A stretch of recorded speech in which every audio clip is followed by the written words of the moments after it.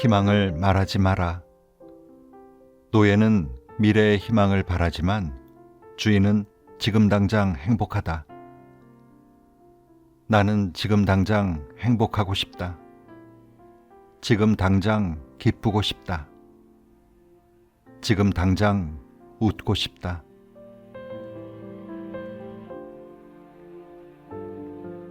책 읽는 다락방의 제이입니다. 제가 평소에 욱하는 마음이 들 때마다 제 스스로 마음을 다독이면서 하는 생각들이 있는데요. 상대방의 의견에 대안 없이 노하지 말자. 지적질하는 대신 나라도 잘하자. 그리고 남 탓 말고 내 탓이라 생각하자. 이 내 탓이요, 내 탓이요는 가톨릭 신자들이면 누구나 다 아는 고백의 기도 안에 들어있는 문구입니다. 나와 관계된 상황에서 나는 잘못이 없었는데 상대방 때문에 라는 생각은 문제 해결에 별 도움이 되질 않더라고요.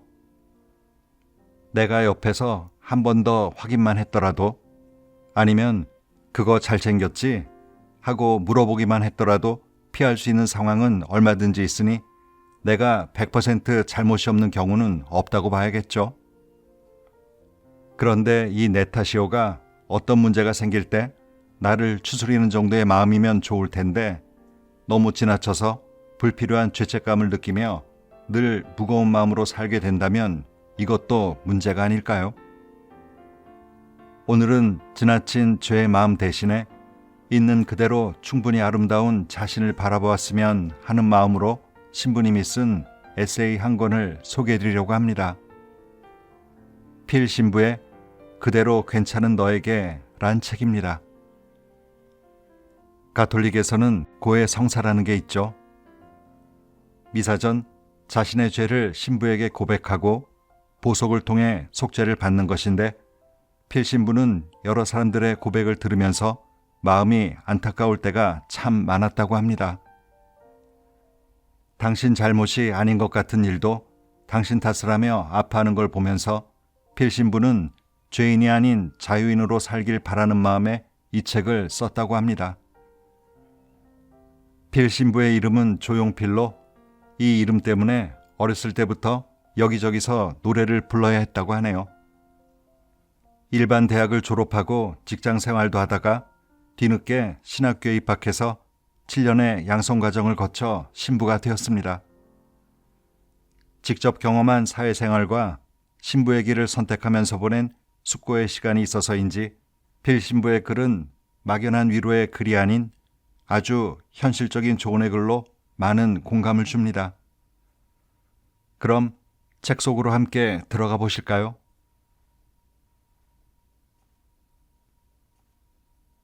정말로 어쩔 수 없는가? 자유를 향한 첫 번째 질문은 단순했다. 내가 어쩔 수 없다고 생각하는 것들이 정말로 어쩔 수 없는 것인가? 나는 늘 어쩔 수 없다고 생각했다. 부장님이 어느 날 갑자기 회식을 하자 하시면 친구와의 약속이 있음에도 어쩔 수 없다고 생각했다. 주말에 단체로 여행을 가자 하시면 쉬고 싶어도 어쩔 수 없다고 생각했다. 내 잘못이 아님에도 부장님이 갑자기 화를 내며 다그치시면 어쩔 수 없다고 생각했다. 그런데 정말 그런가? 그때 나는 정말 어쩔 수 없다고 생각했다. 사회생활은 다 그런 거라고. 내가 원하는 것만 하며 살 수 없다며 스스로 위로했다. 하지만 그런다고 기분이 나아지지 않았다. 오히려 불만이 더 많아졌고 이렇게밖에 살 수 없는 인간의 삶이 불행하게 느껴졌다. 사실은 인간의 삶이 불행한 것이 아니었다. 그저 나라는 한 인간이 불행하다 느낄 뿐. 그리고 안타깝게도 그 불행은 내가 자처한 것이었다. 나는 회식을 가지 않고 친구를 만날 수 있었다. 나는 여행을 가지 않고 쉴 수 있었다. 나는 부당한 지시와 다그침에 내 의견을 말할 수 있었다. 하지만 나는 그러지 않았다. 그저 어쩔 수 없다고 생각했던 것들이 돌이켜보니 어쩔 수 없는 것이 아니었다. 나는 원치 않는 것에 대해 원하지 않는다고 말하기 시작했다. 그런데 매번 순응하던 사람이 갑자기 자기 주장을 하는 게 어디 쉬운 일인가? 처음엔 부장님에게 내 의견을 말한다는 자체가 무척 힘들었다. 겨우겨우 입을 떼고 나서는 자리로 돌아오면 몇 분 동안 내내 가슴이 벌렁벌렁 콩닥콩닥했다. 조금 전 내가 했던 행동이 잘한 일인지 잘못한 짓인지도 분간이 되지 않았다. 그럼에도 그러한 행동을 반복하니 놀라운 변화가 생겼다. 부장님이 나를 대할 때 전보다 조심하기 시작했다. 나를 함부로 대하지 않는 것이 느껴졌다. 물론 미운 털이 박혔을지도 모른다. 그러나 나는 그것을 감수하더라도 지금의 내가 더 좋다.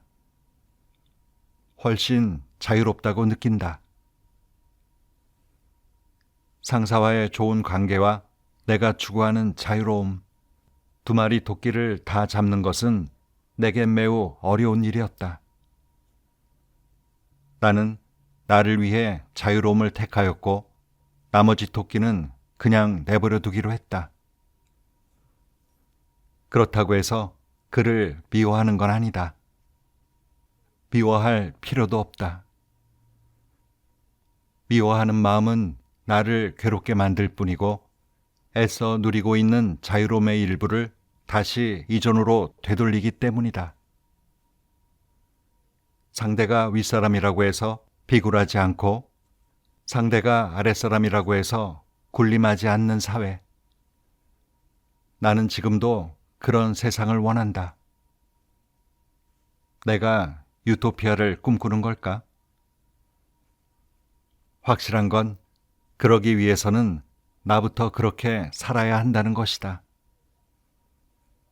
모든 게 다 만족스럽기는 어렵다. 무엇을 더 원하는지 판단하고 그것을 실행하였다면 그로 인해 발생한 기회비용에 대해서는 생각하지 않기로 하자. 어쩔 수 없다고 생각하는 건 어쩌면 기회비용을 지불하기 두려워서인지도 모른다. 직장인으로서 해야 할 일은 해야 한다. 그게 바로 어쩔 수 없는 것이다. 하지만 안 해도 되는 일은 하지 않아도 된다. 그건 어쩔 수 없이 해야 하는 일이 아니다. 이 구분이 자유롭기 위한 첫 번째 질문이다. 나에게 물어보자. 정말로 어쩔 수 없는가? 그래서 뭘 어쩌라고? 자유를 향한 세 번째 질문은 그래서 뭘 어쩌라고 이다. 조금 이상하게 들릴지도 모르지만 이 말을 대체할 문장이 딱히 생각나지 않는다. 제법 냉소적으로 들리는 이 반문에 어울리지 않게 나는 늘 누군가의 조언을 잘 받아들이려고 노력하던 사람이었다. 그 자체가 나쁜 건 아니다. 그러나 반드시 구분해야 하는 게 있다. 지금 내게 말하는 저 사람의 말이 나를 위해서 하는 말인가 아니면 나를 통제하기 위한 말인가 이다. 악은 가장 친절한 모습으로 다가온다고 하지 않던가? 누군가 내게 다 너를 위해서 하는 말이야. 네가 친동생 같아서 하는 말인데 라며 조언을 하려 한다면 잘 살펴야 한다. 사실 그는 무언가 마음에 들지 않는 내 모습에 화가 나 있는 상태인지도 모른다. 혹은 나에게 열등감을 느껴 내가 자기보다 못한 사람이라는 것을 분명히 해두고 싶은 걸지도 모른다. 그렇게 나를 자신의 통제 안에 두고 싶은 것일 수도 있다. 그렇다면 나를 위한 조언과 그렇지 않은 분풀이를 어떻게 구분할 수 있을까?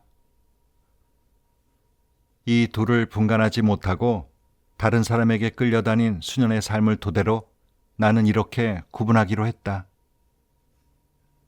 그가 나를 배려하며 말하고 있는가? 이것을 기준 삼아 그를 바라보라. 그러면 분명해진다. 그가 나를 정말로 사랑하고 아껴서 하는 말인지 아니면 호구로 생각하고 나를 부하로 만들려 하는 말인지. 강아지를 키우는 사람들은 자신에게 충성하는 강아지를 가족처럼 대하고 사랑으로 돌본다. 그런데 사람은 자신에게 충성하는 사람을 때로 개처럼 대하고 애완동물로 거두려 한다. 매스컴을 통해 접하게 되는 노동착취 관련 사건의 가해자들은 하나같이 이렇게 말한다. 나는 그들을 가족처럼 대했다. 친절을 가장한 모욕을 당하지 마라. 누군가 당신을 다루기 쉬운 순종적인 사람으로 만들려는 시도에 굴복하지 마라. 그렇지 않으면 당신은 그 없이는 살아갈 수 없는 자유를 포기한 종이 될 것이다. 그가 만든 우주에서 그의 주위를 맴도는 위성이 될 뿐이다. 그러니 나를 배려하지 않는 누군가의 조언에는 그저 이렇게 말하라. 그래서 뭘 어쩌라고?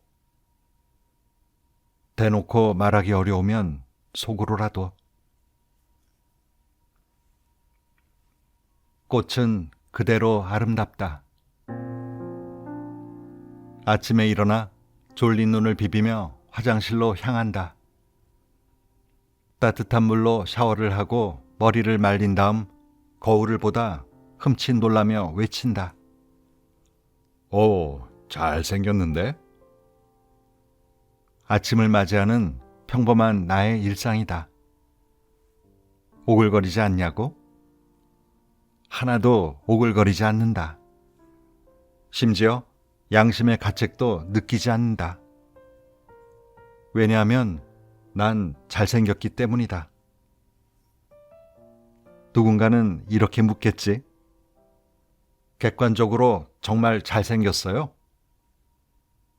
아니, 나는 잘생겼다는 말을 나 이외에 딱 한 사람, 어머니에게 듣는다. 그러면 누군가 잘생긴 게 아니지 않냐고 따질지도 모르지만 상관없다. 내가 그렇다면 그런 거니까. 뭐 어떤가? 내가 그렇게 생각한들 누군가에게 피해를 주는 것도 아니지 않은가? 오히려 아침마다 만족하니 내 정신 건강에 훨씬 이롭다. 우리는 나도 모르는 사이 타인과 경쟁하는 삶에 익숙해져 있다. 어쩌면 자본주의 사회에 사는 인간의 숙명인지도 모른다. 하지만 모든 것을 꼭 겨루어야만 할까? 경쟁하지 않아도 되는 것이 있다. 바로 자기 만족이다. 자기 만족은 타인과 경쟁할 필요가 없다. 내가 나에게 만족하는 부분까지 타인의 눈치를 본다면 도대체 언제 만족할 수 있을까? 다른 사람이 뭐라 한들 스스로 만족할 줄 알아야 한다. 길에 핀 꽃들을 보라. 꽃들은 자신을 뽐내지 않는다. 누가 더 예쁜지 겨루지 않는다. 그러니 꾸미려고 노력할 필요가 없다. 아름답기 위해 애쓰는 꽃을 본 적이 있는가? 꽃은 있는 그대로 존재하기에 고유하고 아름답다. 남의 눈에 잘 보이려고 지나치게 애쓰지 마라. 그보다 본래의 고유하고 아름다운 자신의 모습을 아끼고 사랑해 주어라. 자신을 사랑하지 않는 것은 꽃에 물을 주지 않는 것과 같다. 곧 시들어 말라버릴 것이다. 당신과 나는 이미 충분히 아름답고 충분히 사랑스럽고 충분히 괜찮은 존재들이다. 눈물이 날 것 같을 때, 세상에 울고 싶어서 우는 사람이 얼마나 있겠느냐만 나는 가끔 울고 싶을 때가 있다. 울고 싶다는 건 뭘까? 나의 정신력으로는 버틸 수 없다는 신호가 아닐까? 그럴 땐 울어야 한다. 어떤 이는 말한다. 우는 건 바보나 하는 거라고. 나는 다르게 생각한다. 울고 싶을 때 울지 못하는 게 바보다. 남의 눈치를 지나치게 보는 사람은 울고 싶을 때도 남의 눈치를 보느라 울지 못한다. 몸과 마음이 견디지 못하는 순간에도 남의 눈치를 본다는 것. 얼마나 슬픈가? 얼마나 바보 같은가? 내가 그랬다. 지금 난 울고 싶을 때 운다. 눈물은 내가 억지로 만든 게 아니다.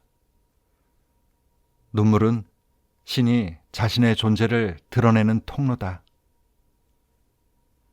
어찌하지 못하는 날 안타깝게 여긴 하느님이 나에게 건네는 따뜻한 선물이다.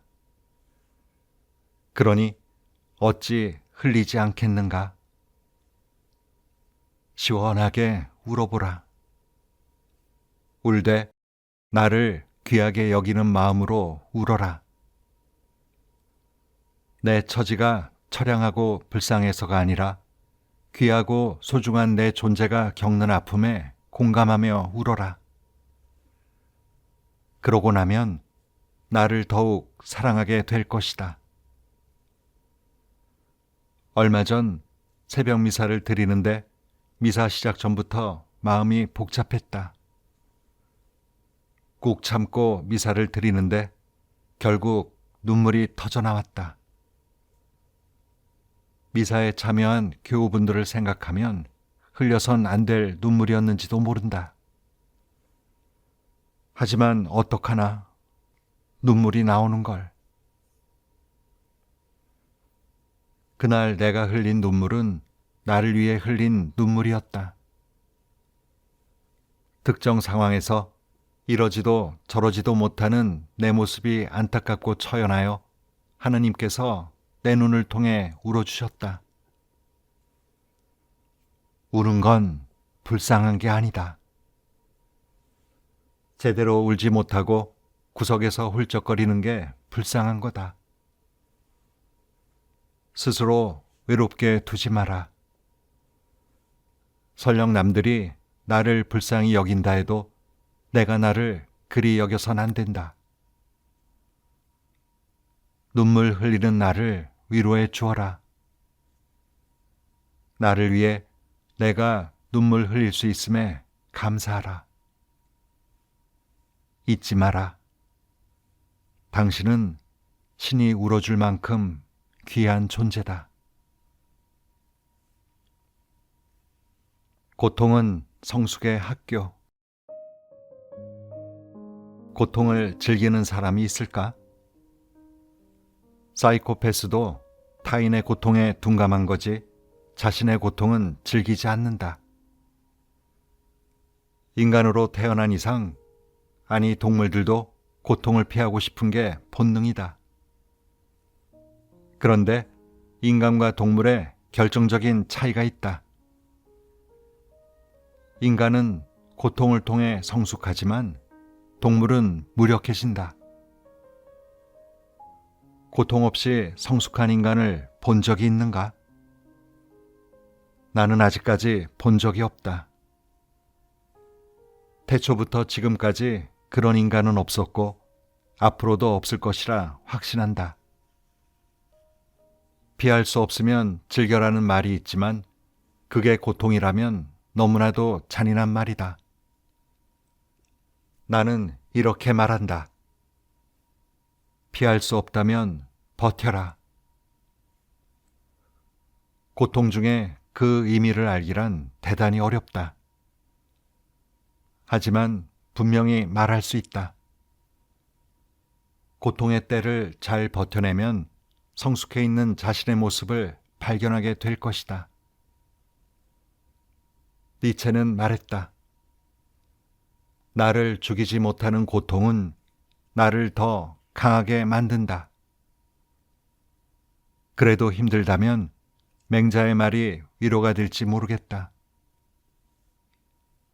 하늘이 장차 그 사람에게 큰 사명을 주려 할 때는 반드시 먼저 그의 마음과 뜻을 흔들어 고통스럽게 하고 그 육신을 피곤케 하며 굶주리게 하고 궁핍하게 한다. 그가 하려는 바를 힘들게 하고 어지럽게 하는 것은 마음을 쓰는 중에도 흔들리지 않을 참된 성품을 기르고 불가능하다던 일도 능히 해낼 수 있도록 키우기 위함이다. 역경 없이 위인이 된 사람은 없다. 심지어 부처도 왕좌를 버리고 고통의 바다에 뛰어들었으며 예수는 십자가를 지는 것도 모자라 그 위에 매달려 버렸다. 우리는 부처나 예수가 아니다. 하지만 그들도 인간이었고 우리도 같은 인간이다. 나도 당신도 고통을 버텨내기 충분한 능력을 갖춘 인간이라는 말이다. 우리는 고통으로 죽어가는 동물과 다르다. 당신과 나는 고통으로 성숙해질 것이고 강해질 것이고 훨씬 아름다워질 것이다. 피할 수 없다면 버텨라. 고통은 성숙의 학교다.